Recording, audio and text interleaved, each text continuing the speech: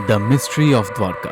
यूं तो श्री कृष्ण का साम्राज्य सिर्फ इस धरती पर नहीं बल्कि हर मनुष्य के दिल में है, लेकिन आज हम आपको श्री कृष्ण की उस अदृश्य साम्राज्य का दर्शन कराने वाले हैं जो धरती की सतह पर नहीं बल्कि समुद्र की गहराइयों की रेत में लिपटा है। जहां कभी श्री कृष्ण ने अपनी सत्ता की शुरुआत की थी, जहां का कण कण कृष्ण लीलाओं का साक्षी था, आज वहां सिर्फ समुद्र की लहरों का शोर सुनाई देता है। गोमती नदी और अरब सागर की संगम पर बसा विश्वास और इतिहास को जोड़ता ये नगर आज भी श्रद्धालु के लिए देवभूमि है। भारत की पश्चिमी तट पर लगभग 6500 स्क्वायर किलोमीटर तक फैले हुए गुजरात में सौराष्ट्र जिले की तरफ जब बढ़ते हैं तो दूर से ही आसमान को चीरकर सनातन धर्म का बखान करती हुई ये धर्म ध्वजा ये संदेश देती हुई दिखाई देती है कि यहाँ से साक्षात मोक्ष का पवित्र धाम शुरू होता है। यहाँ से हिंदू धर्म का तप तीर्थ शुरू होता है और यहीं से शुरू होता है द्वारकाधीश का साम्राज्य, जिसका कुछ हिस्सा आज समुद्र की गहराइयों में कहीं गुम सा हो गया है। आज हम आपको श्री कृष्ण की द्वारका नगर की खोज के बारे में बताने जा रहे हैं, जो अद्भुत है, अकल्पनीय है, अविश्वसनीय है, जिसे स्वयं श्री कृष्ण ने बसाया था, जहां पर वो अपने प्रजा के साथ रहते थे, जहां उनका राजपाट था। लेकिन आखिर ऐसा क्या हुआ था कि ये पूरा साम्राज्य समुद्र की अनंत गहराइयों में समा गया? तो चलिए जानते हैं इसके पीछे की रहस्य को। The sunken city of Dwarka, a legend और मिथ। कई द्वारों का शहर द्वारका भारत के 7 पवित्र तीर्थ स्थलों में से एक है। ये न केवल धार्मिक रूप से बल्कि पुरातात्विक रूप से भी महत्वपूर्ण है। गुजरात राज्य में सौराष्ट्र प्रायद्वीप के पश्चिमी सिरे पर स्थित द्वारका 4 धामों में से एक और यात्रा के लिए सप्तपुरी शहर यानी 7 पवित्र शहरों में से एक के रूप में जाने जाते हैं। हालांकि द्वारका की पौराणिक और ऐतिहासिक पृष्ठभूमि रहस्यों में डूबी हुई है। इसकी पौराणिक पृष्ठभूमि को देखें तो हम पाएंगे कि भगवान विष्णु के 8वें अवतार कृष्ण ने इसे बसाया था। श्रीमद् भागवत के पवित्र ग्रंथों के अनुसार कृष्ण का जन्म मथुरा की जेल में हुआ था, लेकिन उनके पिता वासुदेव उनकी सुरक्षा को देखते हुए उन्हें गोकुल ले आए, जहां उनका पालन पोषण हुआ, जहां वो गोपियों और राधा के साथ रासलीला रचाते हुए बड़े हुए। वहीं पर उन्होंने अपने मामा और मथुरा के क्रूर राजा कंस का वध किया। कंस के ससुर जरासंध के 18 बार मथुरा पर आक्रमण करने के कारण वो सारे प्रजा को लेकर पश्चिम की ओर निकल पड़े, जहां पर भगवान श्री कृष्ण ने एक द्वीप शहर स्थापित करने का निर्णय लिया। पौराणिक ग्रंथों की माने तो श्री कृष्ण ने द्वारका बसाने के लिए समुद्र देव से जमीन ली और महान आर्किटेक्चर विश्वकर्मा से रातों रात द्वारका का निर्माण करवाया। विशाल दीवारों से घिरी ये नगरी वास्तुकला की एक बेहतरीन मिसाल थी। धन दौलत से समृद्ध इस नगर के दरवाजे सोने के थे। हिंदू पुराणों की माने तो कृष्ण ने द्वारका का निर्माण कुशस्थली नामक एक स्थान पर किया था। शहर तेजी से उब रहा था। इसमें लगभग 900 महलों में हजारों लोग रहते थे। शहर पूरी तरह से किलेबंद था और केवल जहाज द्वारा ही इस शहर तक पहुंचा जा सकता था। लेकिन श्री कृष्ण ने जिस शहर को इतने प्यार से समुद्र के बीच में बसाया, वो शानदार शहर समुद्र में ही डूब गया। द्वारका का ये खोया हुआ शहर आज दुनिया भर में चर्चा का विषय बन गया है। लेकिन सवाल अभी भी वही है कि ये डूबा कैसे? दोस्तों, द्वारका नगरी के डूबने के पीछे कई तरह की कहानियां और मिथक फैले हुए हैं। महाभारत के अनुसार श्री कृष्ण ने पांडवों की तरफ से महाभारत के युद्ध में शामिल हुए थे और इस युद्ध में पांडवों की जीत हुई थी और कौरवों की हार। 100 पुत्रों की शोक से दुखी गांधारी ने क्रोध में आकर श्री कृष्ण को श्राप दे दिया कि जिस तरह कौरवों की वंश का नाश हुआ है, ठीक उसी प्रकार पूरे यदुवंश का भी नाश होगा।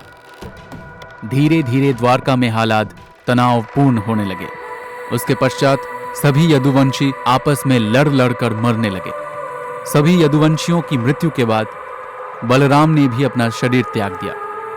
बलराम के देह त्यागने के बाद श्री कृष्ण उदास होकर वन में विचरण करने लगे। घूमते घूमते वे एक स्थान पर बैठ गए और गांधारी द्वारा दी गई श्राप के बारे में विचार करने लगे और फिर एक पेड़ की छांव में बैठ गए।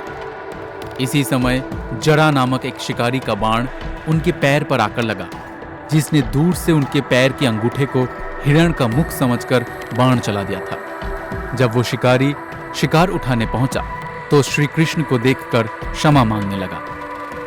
कान्हा ने उन्हें अभय दान देकर देह त्याग दिया। अर्जुन को जब श्री कृष्ण की देह त्यागने की संदेश मिला तो वो बहुत दुखी हुए।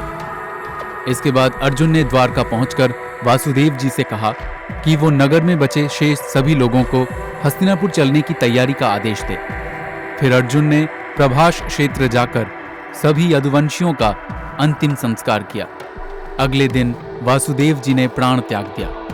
उस पर उनका अंतिम संस्कार कर अर्जुन ने सभी महिलाओं और बच्चों को लेकर द्वारका से निकल गए। जैसे ही उन लोगों ने नगर छोड़ा, द्वारका का राजमहल और नगरी समुद्र में समा गया। प्रचलित कहानियों के मुताबिक माता गांधारी के अलावा दूसरा श्राप ऋषियों द्वारा श्री कृष्ण के पुत्र सांब को दिया गया था। दरअसल एक बार महर्षि विश्वामित्र, देव ऋषि नारद और कण्व द्वारका गए। तब यादव वंश के कुछ लड़के ऋषियों के साथ उपहास करने की प्रयोजन से श्री कृष्ण के पुत्र सांब को स्त्री वेश में ले गए और ऋषियों से कहा कि यह स्त्री गर्भवती है, आप इसके गर्भ में पल रहे शिशु के बारे में बताइए कि क्या जन्म लेगा। ऋषियों ने अपना अपमान होता देख श्राप दिया कि इसके गर्भ से मूसल उत्पन्न होगा और उस मूसल से समस्त यदुवंशों का विनाश होगा। महाभारत के 23वें और 34वें श्लोक के अनुसार जिस दिन श्री कृष्ण 125 साल के बाद आध्यात्मिक दुनिया में शामिल होने के लिए पृथ्वी को छोड़ गए थे, उसी दिन शहर अरब सागर में डूब गया था और यही वो समय था जब कलयुग की शुरुआत हुई थी। समुद्र के देवता ने भूमि को एक बार फिर से वापस ले लिया था, द्वारका के खोए हुए शहर को डुबो दिया, लेकिन भगवान श्री कृष्ण की महल को बचा लिया। ये भी कहा जाता है कि खोई हुई द्वारका नगरी पर एक उड़ने वाली मशीन जहाज द्वारा हमला किया गया था। ये लड़ाई एलियन सिद्धांतकारियों की रुचि को बढ़ाता है, क्योंकि ऐसा लगता है कि ये लड़ाई तकनीक और शक्तिशाली हथियारों के साथ लड़ी गई थी। स्पेसशिप ने ऊर्जा हथियारों के इस्तेमाल करके शहर पर हमला किया, जो देखने वालों को बिजली गिरने जैसा लगा और ये इतना विनाशकारी था कि हमले के बाद शहर के अधिकांश हिस्सा खंडहर हो गया। दोस्तों, वैसे तो द्वारका आज तक एक रहस्य बना हुआ है, लेकिन आज इसके अवशेष पानी के नीचे खोजा जा रहा है। आइए जानते हैं कि इसे लेकर हमारे आर्कियोलॉजिस्ट्स क्या कहते हैं। Discovery of the submerged kingdom. दोस्तों, महाभारत के अनुसार तो प्राचीन द्वारका समुद्र में डूब गई थी, जिसकी वजह से आज ये एक महत्वपूर्ण पुरातात्विक स्थल बन गया है। द्वारका की समुद्री अवशेषों पर सबसे पहली नजर भारतीय वायुसेना की पायलटों की पड़ी, जो उस दौरान समुद्र के ऊपर उड़ान भर रहे थे। इसके बाद ही 1970 में जामनगर के गजेडियर में इसका उल्लेख किया गया। इससे पहले लोगों का कहना था कि द्वारका नगरी एक काल्पनिक नगर है और काल्पनिक कहानियों का कोई इतिहास नहीं होता। लेकिन इस शहर का पहला ऐतिहासिक रिकॉर्ड 6ठी शताब्दी में गुजरात के भावनगर के सामंत सिंहादित्य के पलिताना कॉपर प्लेट में पाया गया है। ये शिलालेख द्वारका के सौराष्ट्र के पश्चिमी तट का राजधानी है और इसमें सबसे महत्वपूर्ण ये है कि इसमें कहा गया है कि श्री कृष्ण यहाँ रहते थे। इसके बाद से ही लोगों को भरोसा होने लगा। इस पर CSIR यानी council of scientific and industrial research के प्रमुख वैज्ञानिक डॉक्टर राजीव निगम महाभारत को कोट करते हैं। महाभारत में कृष्ण ने कहा है कि द्वारका शहर सागर से निकली हुई जमीन पर बनाया गया है, लेकिन जब उसका पानी दोबारा अपनी पुरानी जगह पर आया तो शहर डूब गया।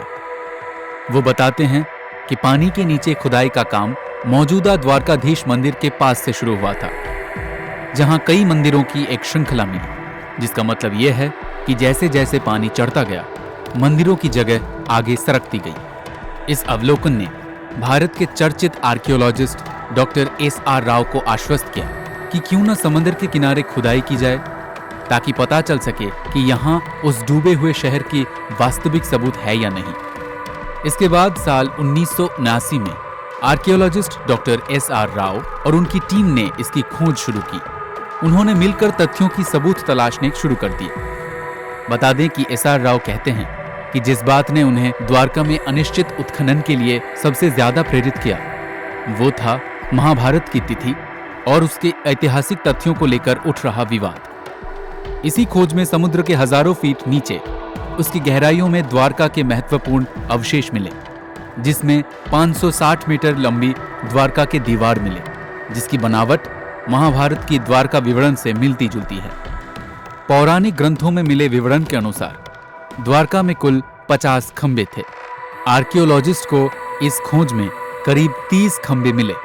इसके साथ ही उन्हें वहां पर उस समय की बर्तन भी मिले, जो लगभग 1528 से लेकर 3000 ईसा पूर्व के थे। साइट से 500 से अधिक प्राचीन वस्तुएं प्राप्त हुए। कुछ नमूने तो 2000 साल के सांस्कृतिक उत्तराधिकार को मजबूती से स्थापित करते।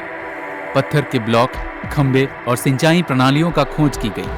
हालांकि इन खोजों की वास्तविक तारीख पर अभी भी विवाद चल रहा है, लेकिन ये सभी सबूत इस बात को प्रमाणित करते हैं कि कृष्ण नगरी द्वारका कोई काल्पनिक कहानी नहीं है, वो असल में मौजूद थे। इस खोज को लेकर भारतीय समुद्र वैज्ञानिकों का कहना है कि भारत की पश्चिमी तट पर मिले पुरातात्विक अवशेष 9000 साल से भी अधिक पुराने हो सकते हैं। 2005 में the archaeological survey of India द्वारा द्वारका नगरी के खोज फिर से आरंभ की गई। भगवान श्री कृष्ण की नगरी से जुड़े दावों और अनुमानों के वैज्ञानिक कसौटी पर कसने का समय आया साल 2007 में, जब कच्छ की खाड़ी के पास समुद्र तटीय क्षेत्र में पुरातत्व विशेषज्ञों ने नौसेना के गोताखोरों की मदद से समुद्र के भीतर उत्खनन कार्य किया और वहां पड़े चूना पत्थरों के खंडों को भी ढूंढ निकाला। भारतीय पुरातत्व सर्वेक्षण के समुद्री पुरातत्व विशेषज्ञों ने इन दुर्लभ नमूनों को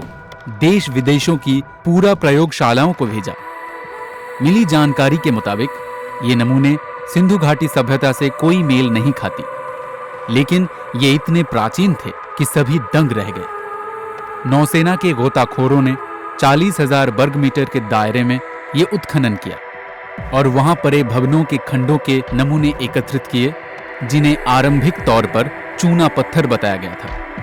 पुरातत्व विशेषज्ञों ने बताया कि ये खंड बहुत ही विशाल और समृद्धशाली नगर और मंदिर के अवशेष हैं। भारतीय पुरातत्व सर्वेक्षण के निदेशक A.K. सिन्हा के अनुसार द्वारका में समुद्र के भीतर ही नहीं बल्कि जमीन पर भी खुदाई की गई थी और 10 मीटर गहराई तक की गए इस उत्खनन में सिक्के और कई कलाकृतियां भी प्राप्त हुए। डॉक्टर आलोक त्रिपाठी कहते हैं कि साल 2007 में विस्तृत खुदाई की गई। मैं इस प्रोजेक्ट का निर्देशक था। वहां हमें 10 मीटर की एक जगह में खंडहर मिले, जिन्हें समंदर ने तबाह कर दिया था। हमने तकरीबन 2 नॉटिकल मील गुना 1 नॉटिकल मील इलाके का हाइड्रोग्राफिक सर्वे करवाया। इस इलाके के हाइड्रोग्राफिक सर्वे के डेटा से पता चलता है कि नदी का प्रवाह बदल रहा है। नौसेना के साथ चलाए गए इस तीसरे अभियान की शुरुआती नतीजों की जानकारी देते हुए भारतीय पुरातत्व सर्वेक्षण के समुद्र पुरातात्विक विशेषज्ञों ने कहा कि इन दुर्लभ नमूनों को देश में ही नहीं बल्कि विदेश की प्रयोगशालाओं में भी भेजा गया और वहां से मिली जानकारी और कार्बन डेटिंग शोध के मुताबिक ये नमूने 9500 साल पुराने थे। विदेशी वैज्ञानिक भी इस बात को जानकर हैरान थे। इन सैंपल्स को विदेशी प्रयोगशालाओं में भेजने का असली मकसद ये था कि इन पर किसी भी तरह की कोई शक ना रहे। इस स्थान पर बड़ी संख्या में लंगर पाए गए, जिससे पता चलता है कि द्वारका नगरी एक ऐतिहासिक बंदरगाह था और उसने 15वीं से 18वीं शताब्दी तक भारतीयों और अरबिक क्षेत्रों के बीच व्यापारिक संपर्कों में भूमिका निभाई हुई थी। संस्कृत में द्वारका शब्द के अर्थ द्वार या दरवाजा है, जो संकेत देता है कि ये प्राचीन बंदरगाह शहर भारत आने वाले विदेशी नाविकों के लिए एक पहुंच बिंदु के रूप में कार्य करता होगा। पुरातत्वविद अब प्राचीन शहरों की दीवारों की नींव को खोजने के लिए पानी के नीचे खुदाई की तैयारी कर रहे हैं। भारतीय पुरातत्व सर्वेक्षण के निर्देशक A.K. सिन्हा के अनुसार द्वारका में समुद्र के भीतर ही नहीं बल्कि जमीन पर भी खुदाई की गई थी और 10 मीटर गहराई तक की गई उस उत्खनन में सिक्के और कई कलाकृतियां भी मिली। उन्होंने माना कि जमीन पर मिली अवशेषों के समुद्र में मिले अवशेषों से समानता मिलती है। इस विषय पर जानकारी देते हुए ये शिल्प लकड़ियों के हैं और इसमें दरार पड़ने का चिन्ह है। दोस्तों, पुराणों और प्राचीन ग्रंथों में वर्णित प्राचीन द्वारका नगरी और उसके समुद्र में समा जाने का रहस्यों का पता लगाने का कार्य पिछले कई सालों से रुका पड़ा था। Archaeologist A.K. सिन्हा ने कहा कि पानी में खोज के कार्यों के लिए बड़े आधारभूत संरचना की जरूरत है। प्राचीन द्वारका नगरी की खोज की जैसी बड़ी परियोजना के लिए समुद्र में प्लेटफॉर्म और काफी एक्सपीरियंस वाले गोताखोरों की जरूरत पड़ती है जो पानी में गहराई तक जा सके। द्वारका नगरी के समुद्र में समा जाने के रहस्यों के बारे में पूछे जाने पर A.K. सिन्हा का कहना है कि द्वारका नगरी का एक बड़ा हिस्सा समुद्र में डूब गया था, लेकिन इसके कारण को लेकर पूरे दावे के साथ कुछ भी कहा नहीं जा सकता। द्वारका नगरी के नष्ट होने के मत पर कई सवाल उठते हैं। कोई कहता है कि ये कोई प्राकृतिक घटना का काम हो सकता है, लेकिन कुछ वैज्ञानिकों का कहना है कि 9000 साल पहले जब हिमयुग समाप्त हुआ तो समुद्र का जल स्तर इस कदर बढ़ा कि उसमें देश दुनिया के कई बड़े शहर डूब गए। उन्हीं शहरों में से एक द्वारका भी था। एक सिद्धांत के अनुसार खोया हुआ द्वारका शहर लगभग 3500 साल पहले पुनः प्राप्त भूमि पर बनाया गया था और समुद्र के स्तर बढ़ने पर पानी में डूब गया था। वैज्ञानिक अध्ययनों से पता चला है कि 1000 ईस्वी में अपने वर्तमान स्तर तक पहुंचने से पहले इस क्षेत्र में समुद्र का स्तर कई बार बढ़ा और घटा है। समुद्र के स्तर में ये परिवर्तन भूवैज्ञानिक गड़बड़ी से लेकर तटीय कटाव तक किसी भी कारण से हो सकता है। हालांकि इस मामले पर अभी भी शोध जारी है और आज तक जो भी सबूत मिले हैं उससे ये सिद्ध होता है कि ये एक असली घटना है। हमारे बीच एक और सबूत ये भी है कि महाभारत में जिन 35 शहरों के बारे में लिखा हुआ है वो आज भी हमारे बीच मौजूद है। आर्कियोलॉजिकल डिपार्टमेंट को इसकी कई प्रमाण मिले हैं। भारत और इसके आसपास के कई देशों का महाभारत में उल्लेख हुआ है। इंद्रप्रस्थ भारत की राजधानी दिल्ली है। हस्तिनापुर आज उत्तर प्रदेश राज्य का मीरठ जिला है। कुरुक्षेत्र हरियाणा का एक जिला है। वहीं गांधार आज अफगानिस्तान में स्थित है। तो वहीं श्री कृष्ण के द्वारका भी गुजरात का एक शहर है। कंक्लूजन। दोस्तों, इस रिसर्च से इतना कहा जा सकता है कि द्वारका एक छोटा शहर नहीं था, बल्कि एक विस्तृत और समृद्ध राज्य था। ये सभी साक्ष्य और सबूत जब भविष्य में भारत का समृद्ध और प्राचीन इतिहास को बताने के रूप में पेश किए जाएंगे तो ये हमारे सभ्यता के लिए बड़ी ही गर्व की बात होंगी। दोस्तों, आपका इस विषय में क्या कहना है? कृष्ण जीवन का सार सिखाते हैं, व्यर्थ की चिंता, व्यर्थ के डर से मुक्त करते हैं, भविष्य को छोड़ वर्तमान में जीने का पाठ सिखाते हैं, कर्म का सबसे बड़ा मर्म समझाते हैं।